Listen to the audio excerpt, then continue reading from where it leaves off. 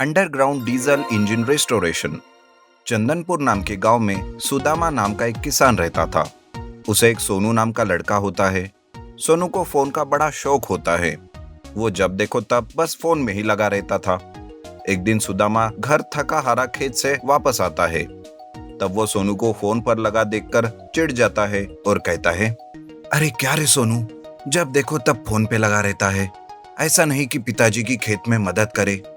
इस तरह सुदामा बोलते रहता है, पर सोनू पर उस बात का कोई भी फर्क नहीं पड़ता। सुदामा अपना सर पकड़ लेता है। वो सोनू की आदत छुड़ाने के लिए डॉक्टर के पास जाता है। तब डॉक्टर सोनू को देखकर कहते हैं, सोनू, मैं मेडिसिन व्हाट्सएप के ऊपर दे रहा हूँ, ले लेना और फीस गूगल पे कर देना। हाँ हाँ डॉक्टर साहब, अभी करता हूँ। सुदामा दोनों की तरफ देखता है। दोनों भी फोन में लगे रहते हैं। तब सुदामा कहता है, अब डॉक्टर ही ऐसा है तो क्या उम्मीद की जा सकती है किसी और से। मेरी किस्मत ही खराब है, पता नहीं कब लोगों को अकल आएगी। सुदामा सोनू से परेशान रहता है। कुछ दिन बीत जाते हैं। एक दिन सुदामा का एक्सीडेंट हो जाता है। वो खटिया पकड़ लेता है। तब भी सोनू फोन पर ही लगा रहता है। सुदामा कहता है, अरे कब तक, मेरे मरने के बाद सुधरेगा क्या? खेत जोतने का समय आया है और मैं यहाँ पर ऐसा हूँ। अगर फसल ठीक से नहीं होगी तो साहूकार पैसे लेकर मेरी जान खाएगा। अब तो कुछ कर सोनू। लेकिन सोनू फोन पर ही लगा रहता है। तब वो कहता है, अरे आप चिंता मत करो, इस साल मैं खेती करूंगा और आपका सारा कर्जा उतार दूंगा। उसके पहले ये फोन छोड़, एक दिन मैं इस आफत को चूल्हे में डाल दूंगा। हे भगवान, मुझे उठा ले, अब सहन नहीं हो रहा। सुदामा हमेशा सोनू के लिए चिंतित ही रहता। वो कोई काम नहीं कर पा रहा था, जिसकी वजह से सोनू सोचता है, अब मैं नई टेक्नोलॉजी से खेती करूंगा और पिताजी को दिखा दूंगा कि टेक्नोलॉजी कोई बुरी चीज नहीं होती। सोनू खेत में काम करने लगता है। वो खेत की खुदाई के लिए एक ट्रैक्टर किराए से लाता है और खेत की खुदाई चालू करता है। खुदाई करते वक्त ट्रैक्टर को एक चीज लग जाती है, जिस वजह से ट्रैक्टर आगे ही नहीं जा पाता। सोनू ट्रैक्टर से उतरकर देखता है तो कुछ मेटल की चीज उसे दिखाई देती है।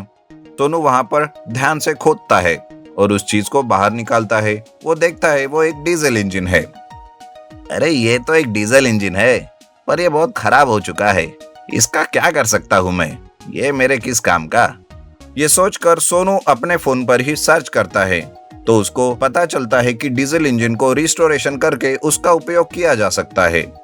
ये देखकर सोनू बहुत खुश हो जाता है और उस डीजल इंजन को कैसे रिस्टोर किया जाए वो इंटरनेट पर देख लेता है और सोचता है, अब इस टेक्नोलॉजी का इस्तेमाल करूंगा मैं और पिताजी को दिखाऊंगा कि ये फोन कितनी जरूरी चीज है। इस इंजन का रिस्टोरेशन करके मैं अलग अलग कामों में इसका इस्तेमाल करूंगा और दिन भर का काम कुछ घंटों में ही कर लूंगा। ये सोचकर सोनू डीजल इंजन का रिस्टोरेशन करता है। इंजन के सारे खराब पार्ट्स सोनू बाहर निकालता है, उसका जंग भी साफ करता है और नए पार्ट्स लगवाकर इंजन को पेंट भी करवाता है। उसका डीजल इंजन रेडी हो जाता है। Yes, I am great. No, technology is great. Sonu खेत में बीज डालता है। खेत में जब पानी की जरूरत थी तब सोनू उस डीजल इंजन का इस्तेमाल करता है और एक वाटर पंप से जोड़कर कुएं से खेत में पानी डालता है। इस वजह से सोनू का बहुत समय बच जाता है। खाली समय में सोनू दूसरों के खेतों में भी पानी दिया करने लगा। तब उसके पड़ोसी मदन उससे कहते हैं, अरे सोनू, कमाल की आइडिया लगाई है तूने। अब तो पानी की कोई चिंता ही नहीं, अब बस अच्छी फसल उग जाए। अरे क्यों नहीं, हर साल की तरह इस साल भी अच्छी फसल होगी। ये तो मेरे डीजल इंजन का कमाल है। समय समय पर पानी मिलने की वजह से फसल लहराने लगती है। अब उसे काटने का समय आता है। तब सोनू सोचता है, काले काले बादल मंडरा रहे हैं, फसल को काटना पड़ेगा, नहीं तो बारिश अगर बेवक्त हो गई तो सारी फसल खराब हो जाएगी। लेकिन बहुत वक्त लगेगा इस फसल को काटने के लिए, कुछ तो आइडिया करनी होगी। सोनू फिर से फोन पर सर्च करता है। तब उसे हार्वेस्टिंग मशीन के बारे में पता चलता है। गांव में एक हार्वेस्टिंग मशीन रहती है, पर उसका इंजन खराब होता है। फिर क्या, सोनू उस हार्वेस्टिंग मशीन पर अपना रिस्टोरेशन किया हुआ डीजल इंजन डालता है और हार्वेस्टिंग मशीन शुरू हो जाती है और कुछ घंटे में ही सोनू अपनी सारी फसल को काट लेता है। अरे वाह सोनू, बहुत बढ़िया। अब हम भी इस मशीन का इस्तेमाल करेंगे। हाँ हाँ चाचा, 10 लोगों का काम ये 2 दिन में ही कर लेती है मशीन, वो भी कुछ घंटों में। सोनू आखिर में अच्छी फसल निकाल कर दिखाता है। उसे बेचकर वो साहूकार का कर्जा भी चुका देता है। यह देखकर सुदामा को बहुत अभिमान होता है और उस दिन से सोनू के रिस्टोरेशन किए हुए अंडरग्राउंड डीजल इंजन से ही वो खेती में पानी डालना और हार्वेस्टिंग का काम करने लगता है। इससे सारे गांव वाले भी बहुत खुश होते हैं। सोलापुर नामक गांव में महेश नाम का एक व्यक्ति रहता था। महेश खेतों में खेती बाड़ी करता था और अपने बेटे चंदू के साथ खुशी खुशी रहता था। महेश की बीवी पहले ही गुजर चुकी थी। चंदू अपने पापा का ख्याल रखता था। उसके पिताजी खेतों पे काम किया करते थे और चंदू उनके लिए खाना बनाकर खेतों पे लाया करता था।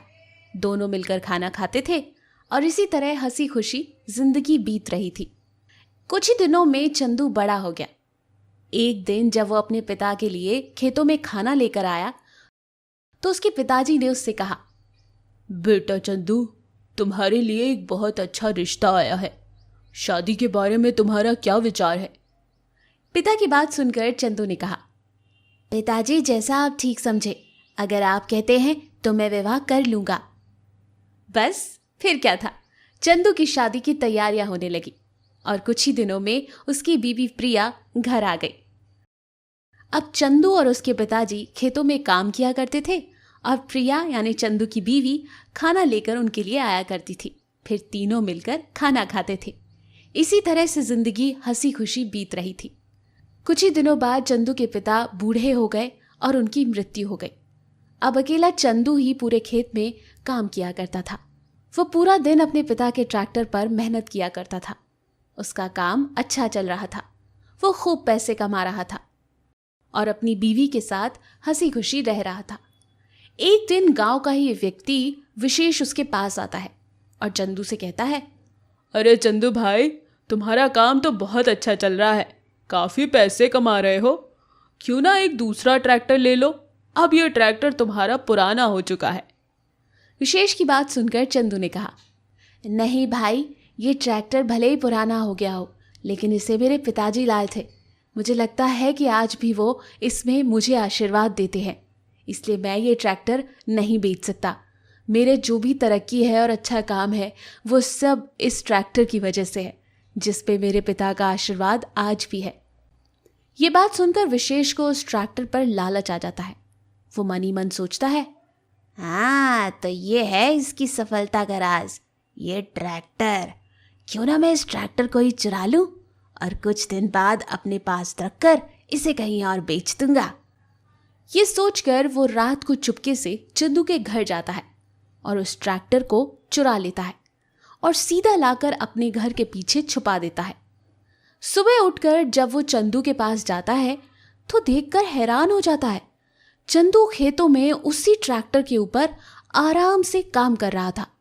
वो बड़ा हैरान होता है कि जिस ट्रैक्टर को वो कल रात चुरा के लाया था, आज वो अपने आप चंदू के पास कैसे पहुंच गया। वो तुरंत जाकर अपने घर पर उस ट्रैक्टर को चेक करता है तो देखता है ट्रैक्टर वहां पर नहीं था। वो बड़ा हैरान होता है। कोई बात नहीं, आज फिर मैं ये ट्रैक्टर चुराऊंगा।